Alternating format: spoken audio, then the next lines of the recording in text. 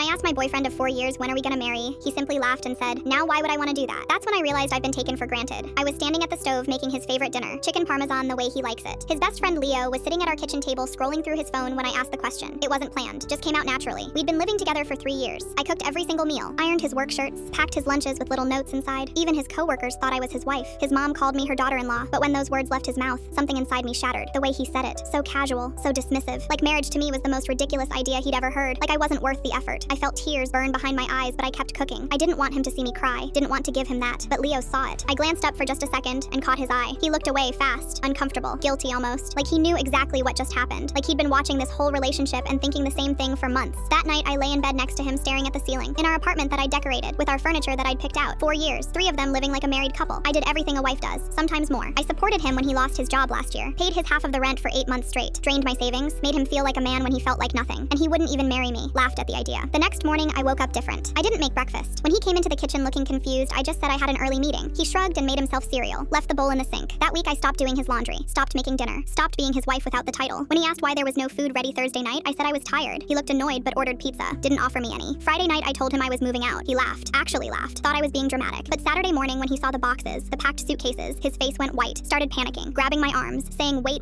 that he didn't mean it that way, that he loved me, that we could talk about marriage right now if that's what I wanted. But it wasn't about wanting anymore. It was about deserving. I moved into a small apartment across town, 1 bedroom. He called me 6 times the first day, 12 times the second, left voicemail saying he made a mistake, that he'd been planning to propose soon, that he'd marry me tomorrow if I just came back. I blocked his number. What I didn't expect was Leo. He started texting me a few days after I left, just checking in, asking if I needed help moving furniture, if I was okay. We grabbed coffee one afternoon and he told me something that changed everything. He said he'd been watching us for 2 years, watching me do everything while his best friend did nothing. He said that night in the kitchen when I asked about marriage, he saw my face, saw the moment my heart broke, saw the tears I was hiding, and he wanted to punch his best friend, wanted to tell me right then that I deserved better. But he didn't know if it was his place. We kept talking after that. Coffee became lunch, lunch became dinner, and somewhere between all those conversations, I realized Leo had been seeing me the whole time, really seeing me. Not as someone who cooked and cleaned and made life easier, but as someone valuable, someone worth fighting for. 3 months after I moved out, my ex showed up at my apartment, drunk, crying, begging me to come back, said he'd been miserable, that his place was a mess, that he couldn't function without me. I almost felt bad until he said it. I need you, not I love you, not I was wrong, I need you. I closed the door in his face. 6 months after that, my ex saw Leo and me together at a restaurant downtown. We were celebrating. Leo had just gotten a promotion. My ex walked over, face red, eyes wild, started yelling about how I moved on so fast, how I never really loved him, how I was sleeping with his best friend the whole time. Leo stood up, calm, looked his former best friend in the eye and said the only reason she moved on